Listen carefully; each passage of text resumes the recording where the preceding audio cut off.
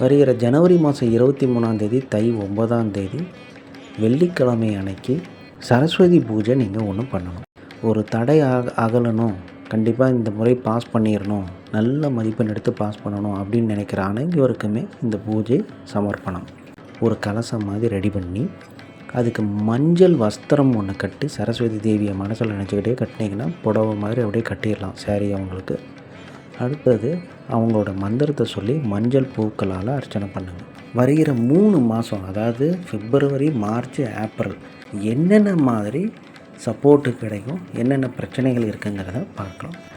வீட்டில் இருக்கக்கூடிய உங்களுடைய பாட்டி இல்லை பாட்டி வயதில் இருக்கக்கூடிய பெண் வியாழக்கிழமைக்கு குருவை போய் சுண்டல் மாலை போட்டு வணங்கிட்டு வாங்க, நவகிரகத்தில் இருக்க குருவை. அடுத்தபடியாக பார்த்தீங்கன்னா முக்கியமாக நீங்கள் ஒரு கோயிலுக்கு போக வேண்டியது என்னன்னு கேட்டிங்கன்னா ஆஞ்சநேயர் வழிபாடு ரொம்ப ரொம்ப முக்கியம். சனிக்கிழமை அன்னைக்கு, வெள்ளிக்கிழமை அன்னைக்கு துர்க்கைக்கு போய் விளக்கு போட்டுட்டு வாங்க ராகு காலத்தில்.